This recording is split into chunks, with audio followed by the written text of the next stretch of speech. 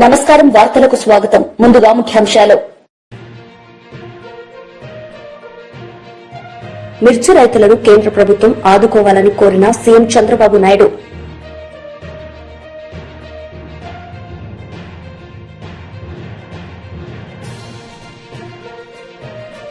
మంత్రి Uttam Kumar Reddy press meet నిర్వహించారు. ఇరు పార్టీలపై fire.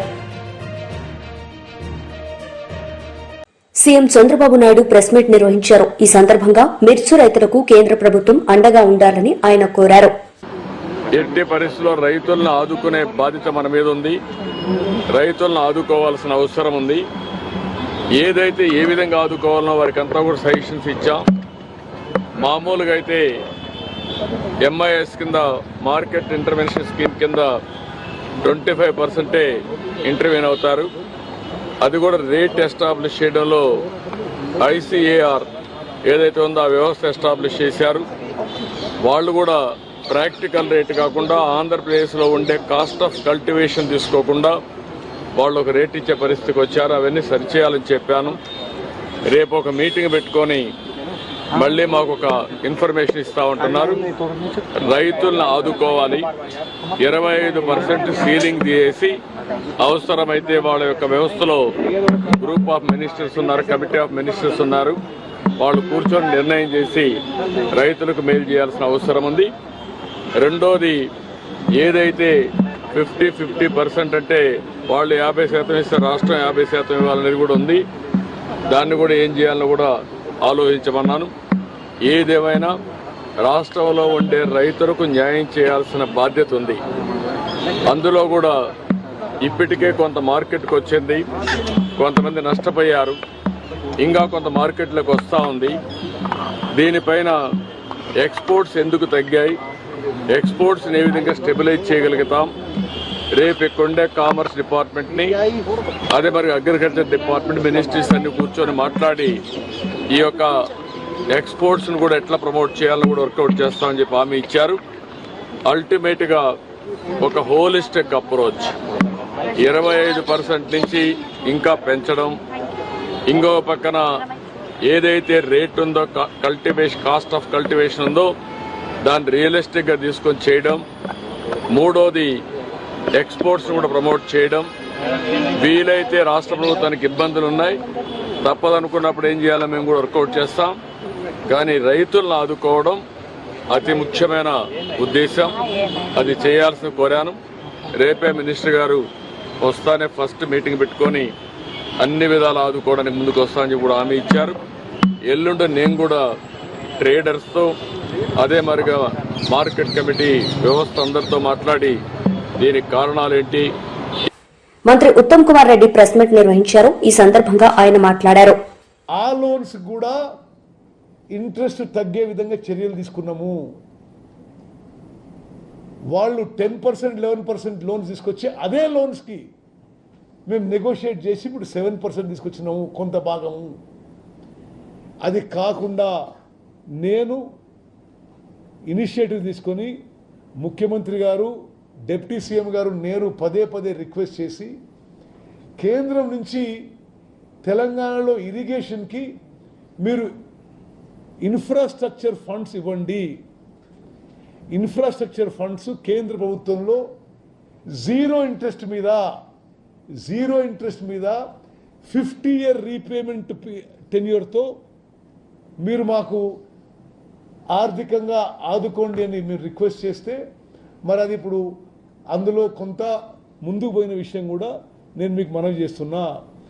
The centre because of our efforts is coming forward to consider our application for zero interest 50-year infrastructure funds on our initiative. మరి మిత్రులారా, ఇది మేము చేస్తే వాళ్ళేమో ఎప్పుడు అడ్డగోలుగా మాట్లాడడం, ఏది పడితే అది మాట్లాడడం. కృష్ణా నదీ జలాల్లో తెలంగాణకు అన్యాయం జరుగుతుందంటే మీ వల్లనే అని చెప్పి నేను మనం చేస్తున్నాం. మీ వల్లనే శ్రీశైలం బ్యాక్ వాటర్ నుంచి మీరు మరి జగన్మోహన్ రెడ్డి గారితో మీరు విందులు విలాసాలు బిర్యానీలు చేసుకొని హలైబలై చేసుకొని మీరు అతన్ని పోతిరెడ్డిపాడు సామర్థ్యం పెంచనిచ్చిండ్రు, మీరు రాయలసీమ లిఫ్ట్ ఇరిగేషన్ పెంచనిచ్చిండ్రు, మీ హయాంలో ముచ్చుమరి కెపాసిటీ పెరిగింది. మీరు ఈరోజు కృష్ణానదీ జలాల్లో తెలంగాణకు అన్యాయం జరుగుతుందని మీరు కారణం. నేను కొన్ని అంకెలతో సహా వాళ్ళు చెప్పింది ఏ విధంగా మరి ఎంత దుర్మార్గంగా ఏదో బదనాం చేయడానికి మాట్లాడుతున్నారో మీకు కొన్ని ఫిగర్స్ మీ ముందు ఇస్తా.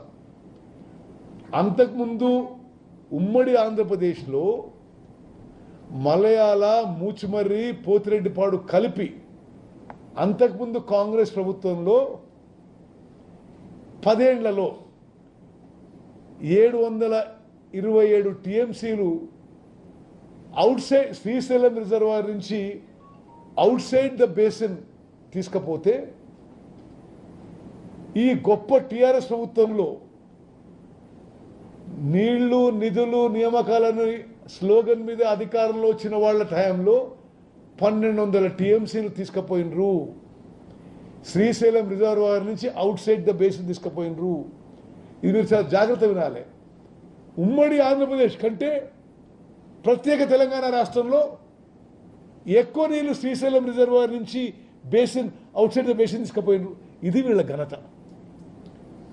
మరి ఇప్పుడు వెంకటరెడ్డి గారు నాకు గుర్తు చేస్తున్నారు, ఎస్ఎల్బిసి టనల్ వర్క్స్ పూర్తిగా దాన్ని పడబెట్టిన వర్క్స్ మొత్తం మేము వచ్చిన తర్వాత వెంకటరెడ్డి గారు అమెరికా పోయి ఆ కంపెనీతో మాట్లాడి కొత్త బేరింగ్ తీసుకొచ్చి మళ్ళా పనులు మొదలుపెట్టి ఇప్పుడు ఎస్ఎల్బిసి టనల్ పనులు మొదలుపెట్టినాం. కృష్ణానదీ జలాలు శ్రీశైలం కిందిని తీసుకోవడానికి 30 టీఎంసీలు తీసుకోవడానికి 3 లక్షల ఎకరాలు మరి fluoride affected tribal areas backward place of నల్గొండకి ఎస్ఎల్బిసి టనల్ పనులు మొదలుపెట్టినాం. 100% మా హయాంలో ఎస్ఎల్బిసి టన్నులు పూర్తి చేస్తాము. అది నేను హామీ ఇస్తున్నా. Next slide. అదేవిధంగా వీళ్ళు ఎంత గొప్పగా పరిపాలించిందంటే 10 ఏళ్ల అధికారంలో ఉండి 1.81 lakh crores ఖర్చు పెట్టి 10 ఏళ్ల అధికారంలో ఉండి 1.8 lakh crores ఖర్చు పెట్టి వాళ్ళు అడిగిందే 299 టీఎంసీ తెలంగాణకి. ఏ సంవత్సరం కూడా 199 టీఎంసీల కంటే ఎక్కువ వాడలేదు. అంటే ఎంత దుర్మార్గంగా ఎంత తెలంగాణకు అన్యాయం జరిగిందో వాళ్ళ హయాంలో ఈ ఫిగర్ నుంచి తెలుస్తుంది. నెక్స్ట్.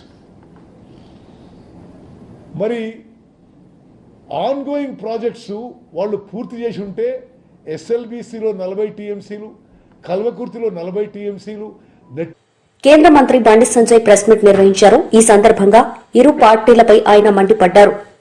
5 లక్షల రుణం ఇచ్చేలా కిసాన్ క్రెడిట్ కార్డులు, చిన్న వ్యాపారులకు 5 లక్షల రూపాయల వరకు కస్టమ్స్ క్రెడిట్ కార్డ్స్, స్టార్టప్ల కోసం 10,000 కోట్ల ఫండ్, తొలిసారి వ్యాపారాన్ని అంటే ఫస్ట్ టైం బిజినెస్ స్టార్ట్ చేసేటువంటి 5 లక్షల మంది మహిళలకు ఒక్కొక్కరికి 2 కోట్ల రూపాయల చొప్పున టర్మ్ రుణాలు లోన్స్ ఇవ్వడం జరిగింది. ఇవి ఇవ్వడానికి సిద్ధమైంది. సాక్ష్యం అంగన్వాడీ పోషణ్ కింద 8 కోట్ల మందికి పైగా ఇలా పిల్లలు మానసిక పోషకాహారం కోసం కూడా నిధులు కేటాయించడం జరిగింది. యువతకు ఉపాధిని పెంచేందుకు ఎంఎస్ఎంఈ క్రెడిట్ బూస్ట్ కింద 1,50,000 కోట్లు, పీఎం స్వనిధి విస్తరణ, వీధి వ్యాపారులకు యూపీఐ లింక్డ్ క్రెడిట్ కార్డు కూడా ఇవ్వడం జరుగుతూ ఉన్నది. పీఎం జన్ ఆరోగ్య యోజన కింద 1 కోటి మందికి గిగ్ కార్మికుల కోసం ఆరోగ్య సంరక్షణ కవరేజ్ కూడా ఇవ్వడం జరుగుతున్నది. గిగ్ అంటే వీళ్ళందరూ డైలీ మనకి డోర్ టు డోర్ సప్లై చేస్తారు కదా అనేక వాళ్ళకి సంబంధించి. జిల్లా ఆసుపత్రిలో డే కేర్ క్యాన్సర్ కేంద్రాల ఏర్పాటు, దీర్ఘకాలిక పెట్టుబడుల ప్రాజెక్టుల కోసం 1,50,000 కోట్ల వడ్డీ లేని రుణాలు, ఉడాన్ స్మార్ట్ సిటీ మిషన్ కింద కొత్త విమానాశ్రయాలు, అదేవిధంగా మెట్రో స్టేషన్ల విస్తరణ కూడా చేపట్టడం జరిగింది. స్వామినిధి 2 కింద తక్కువ ధరకు ఇండ్ల కొనుగోలు చేసేలా 1,00,000 మందికి ఆర్థిక ప్రోత్సాహం కింద 15,000 కోట్ల నిధి, అర్బన్ ఛాలెంజ్ కింద 1,00,000 కోట్లతో కూడా నిధిని కూడా ఏర్పాటు చేయడం జరిగింది. ఇది మొత్తం కలిస్తే 1,08,000 కోట్ల రూపాయలు తెలంగాణ రాష్ట్రానికి ఈ విధంగా నిధులు కేటాయించడం జరిగింది. ఇన్ని కేటాయించినా కూడా కళ్ళుండి చూడలేని కబుద్దులాగా కాంగ్రెస్ పార్టీ నాయకులు వివరిస్తున్నారు. చెవులుండి వినలేని పరిస్థితి ఇలా కాంగ్రెస్ పార్టీ నాయకులకు ఉంది. అన్ని తెలిసినా కూడా కేవలం కేంద్ర ప్రభుత్వాన్ని బదనాం చేయడమే లక్ష్యంగా వాళ్ళ 6 గ్యారెంటీల విషయంలో ప్రజల దృష్టి మళ్లించడానికి ఇలా కాంగ్రెస్ పార్టీ ప్రయత్నం చేస్తా ఉన్నది. ఇన్ని నిధుల విషయంలో చర్చ జరిగితే ఇన్ని నిధులు కేటాయించిందని చెప్పి ఇలా చెప్పే ప్రయత్నం చేస్తే వాళ్ళ కేంద్రము పక్కా నిధులు ఇచ్చింది, బడ్జెట్లో నిధులు ఇచ్చింది తెలంగాణ రాష్ట్రానికి. మరి 6 గ్యారెంటీల సంగతి ఏంది అని చెప్పి ప్రజలను ప్రశ్నిస్తారని చెప్పి భయపడి కాంగ్రెస్ పార్టీ ఒక ప్లాన్ ప్రకారం కేంద్రాన్ని విమర్శించే ప్రయత్నం చేస్తా ఉన్నది. గతంలో బీఆర్ఎస్ పార్టీకి ఇదే విధంగా చేసింది. అప్పుడు మండలాల వారీగా పాదయాత్ర సందర్భంగా కానీ ఇతర నాయకుల పర్యటన సందర్భంగా కానీ ఏ మండలానికి, ఏ గ్రామానికి, ఏ జిల్లాకు, తెలంగాణ రాష్ట్రానికి ఏ పథకానికి ఎన్ని నిధులు ఇచ్చిందో స్పష్టం చేసిందో తప్పుడు బీఆర్ఎస్ పార్టీ నాయకులు అన్ని మూసుకొని కూర్చున్నారు. ఇలా భారతీయ జనతా పార్టీ సిద్ధంగా ఉంది. వాళ్ళ ఏ గ్రామానికి, ఏ మండలానికి, ఏ జిల్లాకు, ఏ పథకానికి ఎన్ని నిధులు ఇచ్చిందో చెప్పడానికి మేము సిద్ధం. కాంగ్రెస్ పార్టీ చర్చకు సిద్ధమా? మీరు కూడా ఏ గ్రామానికి, ఏ మండలానికి, ఏ జిల్లాకు, ఏ పథకం కింద ఎన్ని నిధులు ఇచ్చారు, ఏ పథకం అమలు చేస్తున్నారు, మీ 6 గ్యారెంటీల సంగతి ఏందో చర్చించడానికి కాంగ్రెస్ పార్టీకి దమ్ముందా అనే విషయాన్ని ఇలా సవాల్ చేస్తున్నాను. కాబట్టి ఇప్పటికైనా కూడా కేంద్రంతో సహకరించాల్సిన బాధ్యత రాష్ట్ర ప్రభుత్వానికి ఉంటుంది. అన్ని విధాల కేంద్రం సహకరిస్తున్నది, తెలంగాణకు నిధులు ఇస్తున్నది. కానీ రాష్ట్ర ప్రభుత్వం కేంద్రాన్ని విమర్శించడమే పనిగా పెట్టుకున్నది. ఒక ప్రధానమంత్రి స్థాయిని చూడకుండా ముఖ్యమంత్రి గారి నుంచి గల్లీ స్థాయి వరకు ఇష్టానుసారంగా వక్ర భాషలు చెప్తూ అసభ్య పదజాలం వాడుతూ ఇవాళ ప్రధానమంత్రి గారిని ఏ విధంగా అగౌరవపరుస్తున్నారో ఒక్కసారి తెలంగాణ సమాజం ఆలోచించాలి. కాబట్టి కలిసి ఉంటే, కేంద్ర రాష్ట్ర ప్రభుత్వాలు కలిసి ఉంటేనే వాళ్ళు తెలంగాణ రాష్ట్ర అభివృద్ధి సాధ్యం ఉన్న విషయాన్ని ఇలా కాంగ్రెస్ పార్టీ గుర్తించాల్సిందిగా కోరుతూ, అందుకే ఈరోజు మీడియా సాక్షిగా, మీడియా ద్వారా ఈరోజు ఈ బడ్జెట్ ను ప్రజలకు చెప్పే ప్రయత్నం చేశాం. మాజీ విద్యాశాఖ మంత్రి బొత్స సత్యనారాయణ ప్రెస్ మీట్ నిర్వహించారు. ఈ సందర్భంగా పలు అంశాలపై ఆయన మాట్లాడారు. ఆయన తాలూకా భద్రత మీద ఆందోళన వ్యక్తం చేస్తూ ఇలాంటి సెక్యూరిటీ ల్యాబ్సెస్ ఉన్నాయి, ప్రభుత్వం వాంటెడ్లీ చేయాలని, ఆయన్ని ఇబ్బంది పెట్టాలని, ఆయనకి ఉన్న సందర్భంలో ఆయన రక్షణ కల్పించి ఇలాంటివి మళ్ళీ పునరావృతం కాకుండా, చట్టాన్ని చేతిలో తీసుకోకుండా చట్టం దాని పని చేసుకునేటట్లు ఎవరికి ఇవ్వాల్సిన భద్రతను వాళ్ళకి ఇస్తూ కార్యక్రమం చేయాలని గవర్నర్ గారిని మేము ఇప్పుడు మీ అందరం కూడా డెలిగేషన్ వెళ్ళి ఆయన రిక్వెస్ట్ చేయడం జరిగింది. వారు దాన్ని పరిశీలిస్తాను, దీన్ని మేము ఎంక్వైరీ చేస్తానని చెప్పి వారు చెప్పడం జరిగింది. ఇది విషయాన్ని మీకు తెలియపరుస్తున్నాం.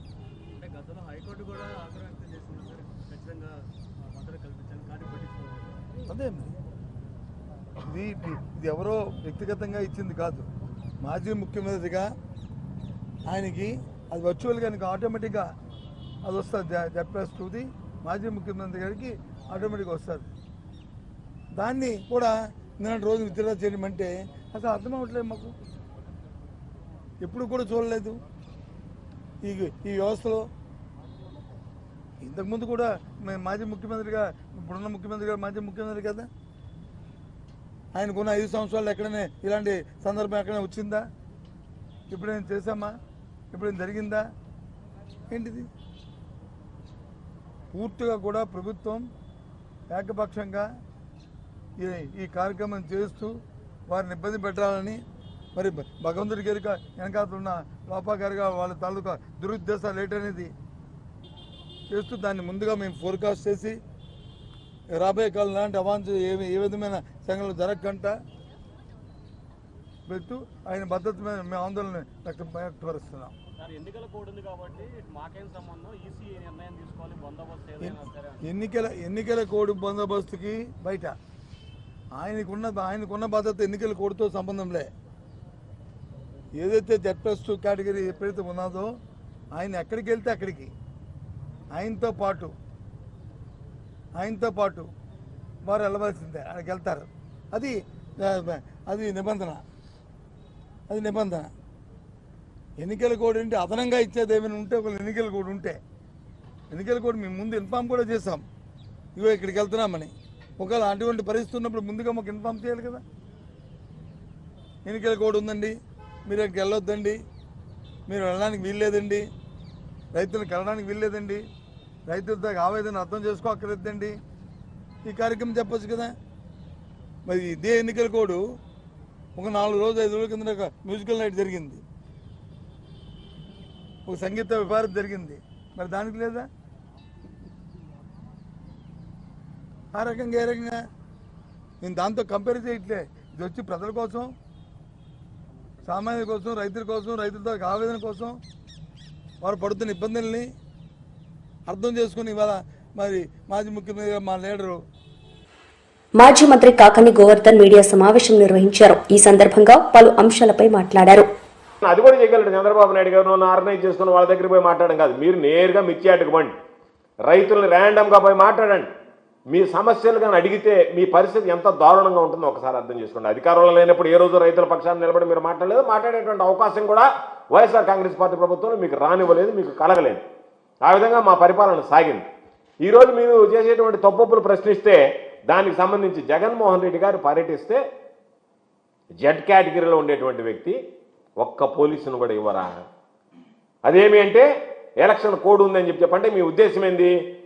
మీరు వెళితే సహకరించము, మీరు జనంలోకి వెళ్ళడానికి లేదు, మీరు జనంలోకి వెళితే మీకు సంబంధించినటువంటి భద్రత మేము కల్పించము, మీ భద్రత మేము గాలికి వదిలేస్తాము, కాబట్టి మేము భద్రత ఇవ్వమనేటువంటి సంకేతం మీకు ఇస్తే మీరు ఎక్కడికి కదలకుండా చంద్రబాబు నాయుడు గారు ప్రతిపక్షంలో ఇంట్లో కూర్చుని ఉండేవాడు, అటు తిరిగినా ఇటు తిరిగినా ఎన్ఎస్జీ కవర్లో ఉండేవాడు.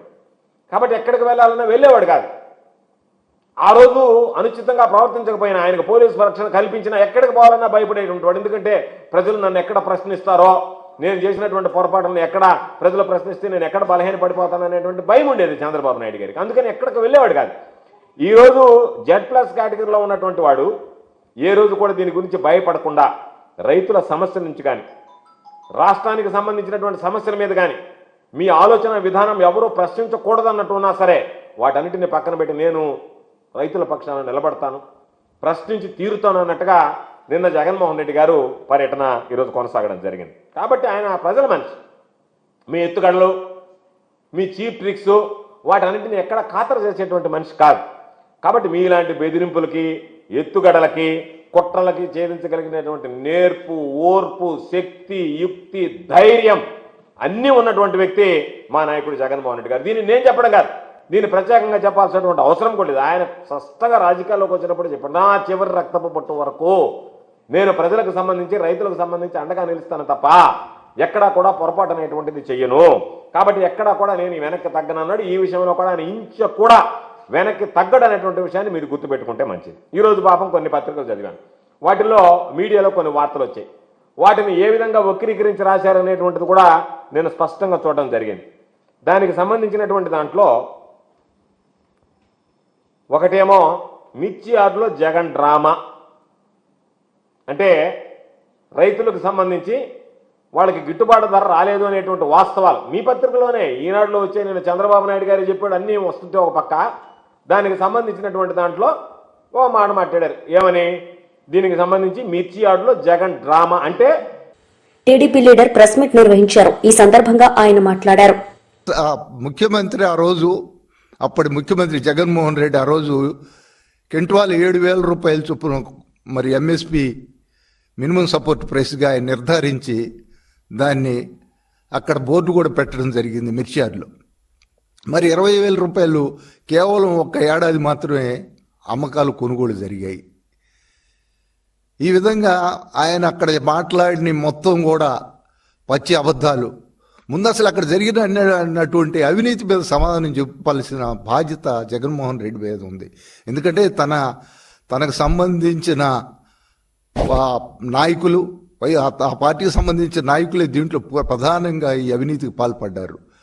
2017లో నేను చైర్మన్గా ఉన్నప్పుడు అప్పుడు 6,000 నుంచి 8,000 ధర పలుకుతున్నప్పుడు ఆ ధర చాలదు, మనం మద్దతు ధర ప్రకటించాలి, రైతాంగానికి బోనస్ ఇవ్వాలని చెప్పి అప్పుడు ముఖ్యమంత్రి చంద్రబాబు నాయుడు గారు 129 కోట్ల రూపాయలు విడుదల చేసి దాదాపుగా 56,000 మంది రైతుల్ని ఆదుకోవడం జరిగింది. సుమారు 87,000 మెట్రిక్ టన్నుల మిర్చిని ఆ రోజు కొనుగోలు చేయటం జరిగింది. అంటే అప్పుడు ఉన్నటువంటి ఆ యొక్క 7,000 ధరకి తోడు ఒక్కొక్క క్వింటాల్కి 1,500 చొప్పున ఒక్కొక్క రైతు నుంచి 20 క్వింటాల్ చొప్పున అంటే ఒక్కొక్క రైతుకు 30,000 లబ్ధి చేకూరే విధంగా ఆ రోజు ముఖ్యమంత్రి చంద్రబాబు నాయుడు గారు వాళ్ళకి తోడ్పడటం జరిగింది, సహాయం చేయడం జరిగింది. నువ్వు ఎప్పుడన్నా గత 5 సంవత్సరాల్లో ఏమాత్రం ఏ పంట కన్నా బోనస్ ప్రకటించావా, బోనస్ ఇచ్చావా? నువ్వు అసలు మినిమం సపోర్ట్ ప్రైస్ ఎంత ప్రకటించాలో కూడా నీకు కనీస అవగాహన లేదు. అసలు ఏ పంట పట్ల అవగాహన లేదు.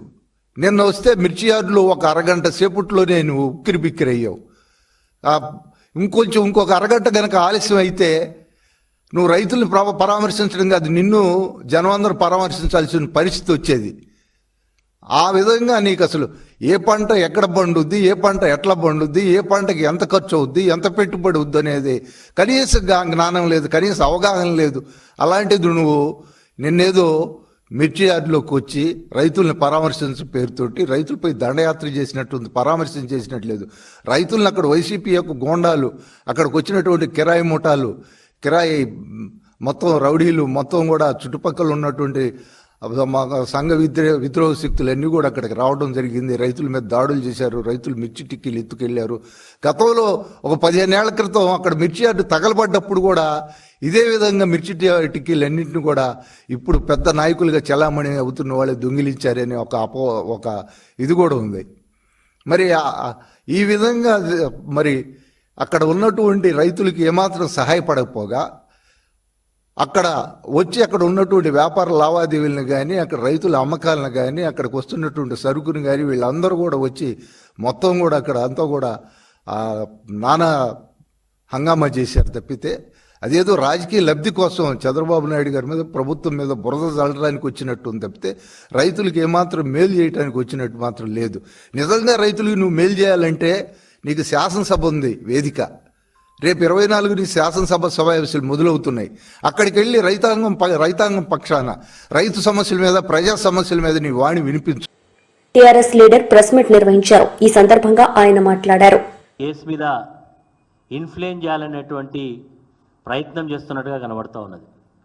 నిన్న హత్య జరిగిన తర్వాత ఈ రాజలింగమూర్తి భార్య ఇచ్చినటువంటి మరి కాంప్లైంట్, అందులో భూ వివాదం ఉన్నట్టుగా, అందులో కొంతమంది వ్యక్తులు కలిసి అతని భర్తను హత్య చేసినట్టుగా కాంప్లైంట్ చేయడం జరిగింది. దాని ఆధారంగానే పోలీస్ వాళ్ళు ఎఫ్ఐఆర్ కాపీని కూడా ఇవ్వడం జరిగింది. చాలా స్పష్టంగా చంపినటువంటి వ్యక్తులు పోలీసుల దగ్గర, మరి పోలీసులు పట్టుకున్నారా, పోలీసుల వాళ్ళు లొంగిపోయినా నాకు సమాచారం లేదు, కానీ పోలీసుల దగ్గర ఉన్నట్టుగా మాకు సమాచారం ఉంది. చంపినటువంటి వాళ్ళు మేము చంపినామని చెప్తా ఉన్నారు. దానికి సంబంధించినటువంటి విషయాలన్నీ కూడా తెలిసిన తర్వాత ఈరోజు వీళ్ళు మాట్లాడేటువంటి మాటలు చూస్తూ ఉంటే ఈ యొక్క హత్యా కోణాన్ని ఒక రాజకీయ దురుద్దేశంతో బీఆర్ఎస్ పార్టీ పైన, సాక్షాత్తు మాజీ ముఖ్యమంత్రి కేసీఆర్ గారిపైన, హరీష్ రావు గారిపైన, నాపైన చుట్టేటువంటి ప్రయత్నం చేస్తున్నట్టు కనబడతా ఉన్నది. ఎందుకంటే ఈ యొక్క రాజలింగమూర్తి అనేటువంటి వ్యక్తి కాళేశ్వరం ప్రాజెక్టు మీద ఒక కేసు వేసిండు. ఆ కేసు వేసినందుకే మంత్రి అయితే సాక్షాత్తు వెంకటరమణారెడ్డి హత్య చేయించిండని చెప్తా ఉన్నాడు. ఏ ఆధారంతో ఆయన మాట్లాడుతున్నాడో ఆయన నోటికే మొక్కాలి. ఈరోజు ఆయన పార్టీ శాసనసభ్యుడిగా ఉండేటువంటి వేముల వీరేశం అనేటువంటి ఈరోజు ప్రస్తుత శాసనసభ్యుడు గతంలో ఒక హత్య చేయించిండని చెప్పి ఆ రోజు ధర్నాలు చేసినటువంటి సందర్భాలు మనం చూస్తాం. అసెంబ్లీ వేదిక మీద కూడా లేనటువంటి మాటలు అనేకం మాట్లాడినట్టు చూస్తాం. వెంకటరెడ్డికి ఇది పూర్తిగా ఒక ఆనవాయితీ అయిపోయింది, ఆనవాయితీతో మాట్లాడుతున్నట్టుగా అర్థమవుతూ ఉన్నది. అదేవిధంగా కాంగ్రెస్ పార్టీకి సంబంధించినటువంటి కొంతమంది వ్యక్తులు ఇది బీఆర్ఎస్ పార్టీ హత్యా రాజకీయాలకు తెరలేపింది అనేటువంటి మాట మాట్లాడుతూ ఉన్నారు. బీఆర్ఎస్ పార్టీ ఎప్పుడు కూడా హత్యా రాజకీయాలను ప్రోత్సహించేటువంటి సందర్భాలు ఉండవు. ఈరోజు రాజలింగమూర్తి గారు కేసు వేసిండ్రు. ఒకవేళ అందులో కేసు విచారణలో ఉన్నది, ఆల్రెడీ రాష్ట్ర ప్రభుత్వం కమిషన్ వేసింది, కమిషన్ విచారణ జరుగుతున్నది. ఈ కేసులో హైకోర్టులో బీఆర్ఎస్ పార్టీ తరఫున పిటిషన్ వేసినాం, హైకోర్టు దాన్ని స్టాప్ చేయడం జరిగింది. భూపాలపల్లి డిస్టిక్ కోర్టు ఇచ్చినటువంటి ప్రొసీడింగ్స్ కూడా మేము కోర్టులో చట్టపరంగా ఎదుర్కొనే సందర్భాలు మాకున్నాయి. కానీ ఈరోజు అక్కడ హత్య జరిగిన దానికి భూ వివాదాలే కారణమని, ఈ వ్యక్తికి అక్కడ ఉండేటువంటి కొంతమంది వ్యక్తుల మధ్య భూ వివాదాలకు సంబంధించినటువంటి పంచాయతీ నడుస్తున్నది, కోర్టులో ఉన్నది అనేటువంటి సందర్భంలో ఈ చంపినటువంటి వ్యక్తులు కూడా అక్కడ ఉండేటువంటి పోలీస్ అధికారుల దగ్గర కంప్లైంట్ చేసినట్టుగా, ఇతను వాళ్ళ మీద కంప్లైంట్ చేసినట్టుగా, మరి వాళ్ళు ఇరువురు కూడా మరి ఇద్దరి మధ్య వైరుధ్యం ఉందనేది చాలా స్పష్టంగా ఉన్నది. కాబట్టి అది ఆ కోణంతో చూడకుండా ఈరోజు మా మీద బట్టగాల్సి మీదే బాధ్యత అనేటువంటి పద్ధతిలో చేయడం ఏదైతుందో దీన్ని మేము తీవ్రంగా ఖండిస్తున్నాం. ఈ హత్యకు నాకు కానీ బీఆర్ఎస్ పార్టీ కానీ ఎలాంటి సంబంధం లేదు. మరి ఈరోజు వాళ్ళు చెప్తా ఉన్నారు, అక్కడ ఉండేటువంటి స్థానిక శాసనసభ్యుడు దీన్ని నిష్పక్షపాతంగా విచారణ చేయాలి, ఎంత లోతుగా అధ్యయనం, మేము కూడా చెప్తున్నాం లోతుగా అధ్యయనం చేయాలి, ఖచ్చితంగా దోషులను శిక్షించాలి అని కూడా మేము కూడా డిమాండ్ చేస్తూ ఉన్నాం. వారు ఏదో సిబిసిఐడి అంటున్నారు, సిబిసిఐడి కాకపోతే సిబిఐ ఎంక్వైరీ చేసినా మాకు ఎలాంటి అభ్యంతరం లేదు. మాకు హత్యకు ఈ వ్యక్తికి మాకు ఎలాంటి సంబంధం లేదు. మరి వార్తలు ముగించే ముందు ముఖ్యాంశాలు మరోసారి. మిర్చి రైతులను కేంద్ర ప్రభుత్వం ఆదుకోవాలని కోరిన సీఎం చంద్రబాబు నాయుడు.